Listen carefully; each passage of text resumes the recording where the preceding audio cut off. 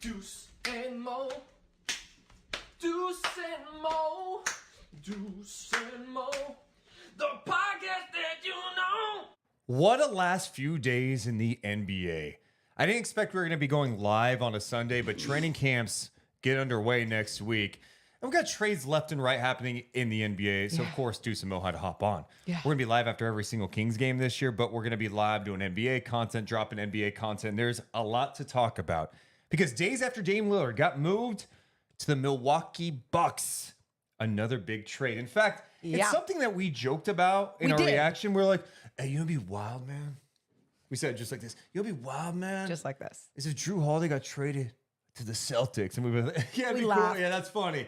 It'd be a cool storyline. What is this, WWE? It's not happening. No, it is happening. Adrian Wojnarowski reporting this morning that the Celtics have acquired Jrue Holiday in a trade with the Blazers in exchange for Rob Williams, Malcolm Brogdon, a future first-round pick, 2024 top 4 protected. It's Golden State's, but Boston had it, and a future Boston Celtics first-round pick.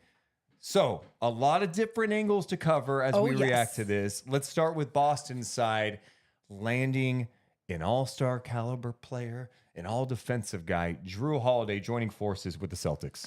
I love it. Right when I saw the news break, I was like, ooh, who's the favorite in the East now? And we'll talk more about who the favorite is in the East now. But let's just break down this Boston Celtics roster. So they lose Marcus Smart, who was that big defensive piece for them, and was a point guard for them too.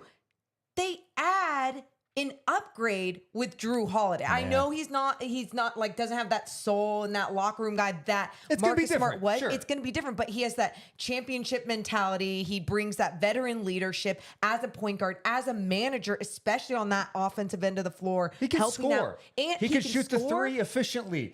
And help out Jaylen Brown and Jason Tatum. Take the ball, take some pressure off them. Taking pressure off of those guys is key. And then what he does defensively, I mean, he is one of the best defensive players in the NBA. And so it's an aggressive move by Boston. What a shift for them. So they've lost 3 key guys to last year's core, right? Malcolm Brogdon, who I know he's got an injury history. He did win 6th Man of the Year last year. He was an important piece to them. Rob Williams. Center depth when he's out there, impactful, right? Absolutely. And then Marcus Smart. So you get Jrue Holiday now. And man, I love this for many reasons. I think Brad Stevens looked at what happened this week with Milwaukee and saw an opportunity. It's like, yeah, the Bucks just got better. They had the best record in the East last year. People forget about that because of what happened in the first round against Miami. Giannis gets hurt. They get bounced out early. So Milwaukee's already going to be good. You know this. Middleton healthy, Giannis still in his prime. Boston's like, we have a window now. We're paying all this money to Brown. We're going to have to pay Tatum. We just traded for Porzingis, gave him an extension. We can't dick around here. We got to be aggressive. And I think it's a calculated risk by them because even if you like Brogdon with them, do you trust his health? Yeah. Rob Williams, I'm a huge Rob Williams fan, but I've said this about other players. I think the idea of Rob Williams is better than the reality of Rob Williams. I understand the reality of him is he's been banged up over the years. He played 30 games last year. I don't feel like they could trust him. So they went, you know what? Here's what we do know. We know what Jrue Holiday is and what he can be. And he's a guy that can go out there and defend Dame Lillard in the playoffs. Well, and think about it. They're totally shifting the way that they were playing the game even last year, right? Like there's times when you're going, okay, they're going with the 2 bigs. They're going with Al Horford and Rob Williams out there. And at times, it would work depending on the matchup, depending on who they're going up against. And I think this year, it's going to be much different. We know what KP can add defensively. It hasn't been a lot over the years, but last year he showed a little bit more promise on both ends of the floor when he was with Washington. He stayed a little bit more healthy, but he's another guy. You just mentioned this to me before we started doing the pod about that foot injury, right? And that's something that has been lingering. So he's going into training camp with that. Yeah, plantar fasciitis, and that's a thing that can come and go. Usually heals with rest, but I don't know.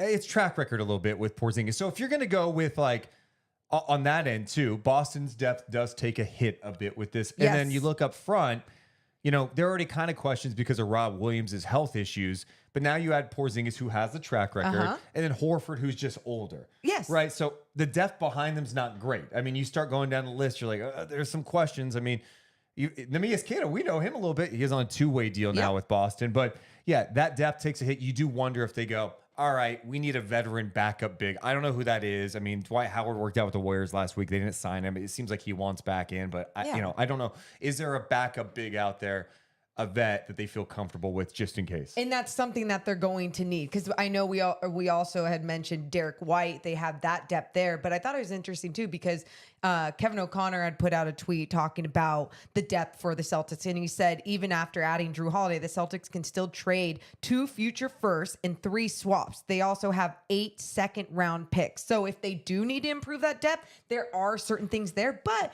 you and I talked about this too with the commitment now going forward with this roster. Yeah, and I'm fine with it. You know, like, there's a window and they're committing. There's no like flawless roster right now in the NBA. I think how they look at it is like, dude, Tatum and Brown are our guys, and we add Jrue Holiday to the mix. Do we trust that those 3 guys, especially what they can do offensively and defensively as 2-way guys, and then the pieces around them can really change things? You know, I think Boston, when we talk about Porzingis too, like if healthy, a guy who could space the floor, good size. Horford has the ability to space the floor, right? Yep. He's turned into a 3-point shooter out there and still has flashes of being a good defensive player. And you know what Brown can do defensively, what Holiday can do, and then Tatum as a special player. That's a pretty strong 5. And you got Derek White coming off the bench. Yes. So I love this. This is fun, you know, and I think these 2 teams have totally separated themselves, Milwaukee and Boston, from the rest of the East. We do need to talk about from Milwaukee's perspective for a second too. I wondered like deep down how they're feeling right now. I'm sure they're feeling great, right?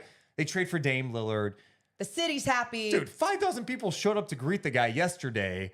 But like Jrue Holiday, they traded to the West. Not only is he back in the East, he's now with the Celtics, a team that's obviously going to go head to head with them. But a nice pivot, right? You talk about these moves after this move was announced that Holiday was going to be traded to Boston. Woj puts out that the Milwaukee Bucks have signed Cameron Payne. Hey, for depth purposes, I love it, right? You've got Dame, and now you got Cam Payne as a backup. He's a dog. I do tend to like Milwaukee's depth better than Boston's. I think Boston has a lot of question marks, right? I mean, you think about, you got Bobby Portis, you got Jay Crowder. Can he look good there this year? Pat Connaughton, Cam Payne. It's not bad. It's not great. But I tend to like their depth more. And now, like, I think everyone just assumes that these 2 teams are going to be the 2 teams that are clashing to decide who goes to the NBA Finals. Well, let's talk about that, because I think that is one of the questions I said before this podcast started was like, okay, well, who are the favorites now? And then really I took a step back, and you just mentioned it. I trust the depth of the Milwaukee Bucks a little bit more right now. But on top of that, let's just play the game that everyone stays healthy. If you got a healthy Chris Middleton, Dame Lillard playing... What's a bigger if, though? Like, because we say that with Middleton. I think he showed flashes at the end of the last year. Like, oh, could he be himself again? Yeah. And maybe Dame takes pressure and allows him to be more of a number 3 going forward. But I'm trying to figure out what I trust more. Like, Dame's missed games too. But he totally has. But he also had some time off too when Portland basically told him, hey, don't play so then we can get a better draft pick. But... yeah, so you got Chris Middleton, you have, Giannis, Dame, we know all that. But then you even go back to, and you look at someone like Brooke Lopez, and you think about the matchup between, and I'm just going here for fun, we're just having fun, going here against the matchup between Boston and Milwaukee, and you go, you trust the size that Milwaukee has over what Boston has right now. Giannis is obviously out of this world. It's hard to guard him as it is. Right. And then Lopez, his ability to stretch the floor. And then I'm getting choked up thinking about it. I know. Oh, there you go. Excuse me. His defensive impact. I mean, this guy was in the running for Defensive Player of the Year in the NBA last year. I don't know. It's like... what? But then you go, do the Bucks have what it takes to defend Tatum, Brown, and Holiday? That's what the challenge is, because Dame's not a good defensive player. I was going to say that. And they're going to put him in a lot of action. They're going to be trying to expose him big time. I am fascinated by all these angles. I'm fascinated by Dame. Like, I think Dame we already know how explosive he can be offensively. I think there's going to be a little more pep in his step this year. Like, this is the first time he's playing with one of the best players ever in Giannis. And he knows his window is going to close. Yeah. So it's great. We talk about how Milwaukee's feeling. How is Miami feeling today? There we go. We already knew Miami is probably feeling pretty low after not being able to get the Dame trade. But not only do you swing and miss on the Dame deal, whether Portland wanted to work with him or not, they didn't have the package, whatever. The two teams in the East that you're probably competing with are way better than you now. Way better. I think about them. I think about how they're going to pivot because they lost Gabe Vincent, Max Strus. There's some significant losses there. Yeah. And they were kind of banking on they were going to get Dame back in the fold. Now, I think their thinking is, Hero wasn't healthy last year in the playoffs. Now he's back. But also, is he fine after having his name in trade talks for months and months and months? There's a lot of different angles there with the Miami Heat. And we talked about it the other day when we're like, they're the losers in all this. And then today they even look like more of the losers. Yeah. And if you're a Heat fan, you're probably like, shit, like, why isn't our organization doing anything, making moves? But they're probably not the only organization feeling that way. Jimmy Butler's probably not the only person feeling that way. The Sixers as well. When you think about Joel Embiid, he's probably like, wait, we're about to go into training camp with James Harden bitching again about being on a team, and I'm just sitting here watching all these other teams in this conference get better. Dude. What are we doing, Philly? The pressure is on for Morey, and that's you get in business with James Harden. This is what happens, and now we're on the eve of media day, and is James Harden showing up? Is he going to say something? What's he going to say? It's just a distraction, and then all these other teams are doing better. Even you look at someone like Cleveland. There's been rumblings about Donovan Mitchell and his future there. I just clearly look at Boston, Milwaukee. Those are the front runners. Yep. Now, we're all going to laugh at this when we replay this because we do this when big trades happen. And it's going to be like, hey, can you believe, the Nets and Pacers here in the conference finals this year. This is wild. Who would have predicted that? But I admire the fact that from a Bucks perspective, they saw what happened last year. And they had to make some tough decisions. I didn't love them firing Budenholzer because I'm like, dude, the guys you had guys banged up. Middleton was 100% Giannis. I felt like there was an overreaction, but this is why I'm not a GM. Giannis put some pressure on them, and they delivered for him. They did. New coaching staff, you go get Dame, you bring back Lopez, you bring back Middleton. Hell, another subplot to this, Terry Stotts is on the staff there in Milwaukee now. He has a relationship with Dame from coaching him all those years in Portland, but they're aggressive with it. And then from Brad Stevens, I think you can make a case Boston could have gone into the season with this lineup and felt like Before Jrue, you're saying? Yeah, before Jrue, and went, you know what? We can compete with them still. Yeah. We'll see how it looks. Like, let's just see. But they were aggressive. They're like, you know what? Jrue Holiday is out there. Yep. We don't want him to go to Miami. Like, let's just go get him now. And I admire that from both sides. Same. I admire the aggressive nature of just going after people, trying to make your team better, being like, hey, trim the fat, or we don't trust these players, so we're going to go in a different direction. And going in a different direction, I think just helped another team. The Portland Trail Blazers even got better in this. Adding Rob Williams, I know we talked about all the injury history and everything there, but you think about his age being under 30 years old. What I want to say 25, 26. Yeah. And then you got DeAndre Ayton, who also is very young. So now you have this whole roster kind of around the same age. Everything's aligning for Portland as well. Let's dive into Portland in a second. I do want to acknowledge the live crowd hanging out with us in this random live stream. Appreciate all you being here. John, Casey, Jeremy, Corey, see some of you. I put out a poll question. Who is now the favorite in the East? Bucks, Celtics, or other? LOL, JK. 51% of people have voted saying the Milwaukee Bucks. Okay, now. Yeah. Also, live people, if you're here watching us live, make sure to hit the thumbs up. It helps us grow. Make sure you're subscribed to the channel. It just helps us grow big time as we're going to be producing a ton of content all year long. Let's go to Portland's perspective. You brought up them getting Rob Williams, DeAndre Ayton. It's never easy to trade your franchise guy. And usually when you're trading the best player in the deal, you're not going to win the trade. Right. I think all things considered for Portland, good for them. Think about what happened. Last July, they're the they give Dame a 2-year extension, right? They were the only team that could do that. Then, a year later, Dame requests a trade and says, I only want to go to Miami. Some teams would have buckled. Some teams were like, fine, we'll get you and we'll just accept Miami's deal. Most people said that deal was going to get done fast in July. It did not get done at all. And to Portland's credit, they waited. They made the first move and then they rerouted Jrue Holiday fast. And you think about the total package that they got back for a team that's kind of in a rebuild situation now. They've got a ton of young talent. Scoot Henderson, Shane Sharp, Anthony Simons, right? The Jeremy Grant deal is still the one that I just don't get. Sure.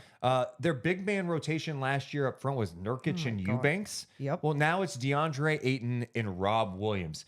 When you look at the whole pick situation of what they got back for the Dame trade, technically, they get back DeAndre Ayton, Malcolm Brogdon, who won Sixth Man of the Year last year. I'm sure they'll try to trade him. He makes $22.5 million this year and then $22.5 million next year. Maybe a little challenging to move. Yeah. But there's a chance. They get Rob Williams, Tamani Kamara, the rookie. They get that 2024 Golden State first round pick that's top 4 protected. Not going to be a great pick. They have a 28 pick swap with Milwaukee. Yep. They have Milwaukee's first round pick in 29. They have Boston's first round unprotected. Then they have a 2030 Milwaukee pick swap. Look, it's not perfect, but it's not terrible either. I mean, I think all things considered, it was better than the package that they were going to get from the Miami Heat, which would have been Hero, Jovic, and 3 first-round picks. Their Miami picks probably not going to be that great anyway. Like, you take a chance on DeAndre Ayton, who literally has shown flashes of being a good player, and you saw his reaction when he landed in Portland. Oh my God. Let's talk about that for a second, because that is the main thing with DeAndre Ayton that everyone's been talking about. Change of scenery, just a fresh start, all these things. In those videos that Portland was putting out, he was so happy. He was smiling. And of course, anyone would be in that situation, right? First day of school almost, like you're in just this new class with a teacher that you like and everything. And he's going around his locker room. He's like, I feel like I was just drafted. Like, this is fun. He's got to keep that same energy. He's got to make sure he keeps that same mentality, staying happy, capitalizing on what he can do with this younger team, being happy. And he still has so much to give on the basketball floor. And I think that's what some people go like, he's a bum at the end of Phoenix and blah, blah, blah. It's like, okay, but also there was a lot of crap going on. Now, I feel like a lot of it was because of him and his attitude. Gets a little grumpy. So can he change that? Can he be, mature, all those things on and off the floor? I'm excited to see that for him. Yeah, we saw flashes, especially on their run to the NBA Finals that year when they lost to Milwaukee. You're like, this guy can be really special in this league. Chris Paul's getting something out of him. And I understand the frustration around him too. So maybe a change of scenery. But if you're Portland, you're like, all right, that's a risk we'll take because he's still 24, 25 years old. Rob Williams, I'm a huge Rob Williams fan. His contract, not bad at all. I think he's making like $12 million this year and then a little more the next year. The biggest thing with Rob Williams has always just been health, right? That's it. He's had the torn meniscus. I mean, I'll never forget him playing in the finals against the Warriors where you're just like, oh, you're not 100%. You're giving it your all. But when he is healthy, I think he's a game changer. That shit's fun. I mean, he can come out and block 3-pointers. Yeah. He's so long. He is athletic. He's a lob threat. And I think the best case scenario with that is like, God, you've got all these young guards. You've got some intriguing bigs. You've got length and athleticism. If you could keep Rob Williams healthy, then you're going to have an interesting decision down the road with him and Ayton. But like that's fine. That's what you want to do. You want to put yourself in a position to acquire some young talent that you could maybe develop on your own or move down the road. I think the craziest thing about all these trades happening these last couple of days is that we can talk about each team, and it sounds like each team got a little better and even got better, whether it's for their future or got better today for this window. They all did what they needed to do. And with Portland, like, it's just been a cluster, for so long, and having that Dame thing just kind of hanging over you, and for them to get it done before the season, to not only get it done before the season, but to also get pieces that align with what they're probably trying to do for the future. I just think this is great for all three of these teams. How about some of the clips? I saw a clip today. It was when Draymond had Damian Lillard on his podcast, and they were talking about NBA cities. Like, can you imagine I want to play in Oklahoma City or Milwaukee? That's what Dame said. Yeah. But I don't know. After yesterday, I feel like he felt the love. And I mean, look, you get to play with Giannis. He's also said he wanted to play with Giannis for a long time. Dude, that alone right there is going to be exciting to watch. I am so excited for this first matchup between Milwaukee and Boston. I think too. If I'm going, who do I trust more? I'm going with Milwaukee. Same. Too. And I think I trust their depth. I like their offensive firepower. The Celtics, to me, the depth up front is the biggest concern. That's the biggest concern. And then you start thinking about, okay, like are these two teams title favorites? Or like, don't dismiss Denver. They've got Jokic too. Oh my God. This is all fascinating. Can you believe it? The NBA is starting to come back. Training camp starts tomorrow. There's going to be drama, storylines. There's going to be talk about, hey, who got ripped? This guy is now down 25 pounds. Or James Harden just said something bad about Daryl Morey again. It's insane, but it's going to be so fun to watch. Any other thoughts on all of this, Morgan? No, I'm excited for it to start, all coming up in training camp. And just so everyone knows, we will be touching on all NBA topics. We'll be at Sacramento Kings training camp. Yes. We'll be doing a podcast after that, but make sure that you're following us, subscribing to all of this, because we'll be talking about everything going around the NBA. Appreciate you guys, especially the live people hanging out with us. If you're watching this later, make sure to hit the thumbs up. And in the comments below, how do you feel about this? Do you think Boston's the favorite in the East now? What do you think about the Jrue Holiday deal? Let us know in the comments below. We appreciate you guys so much.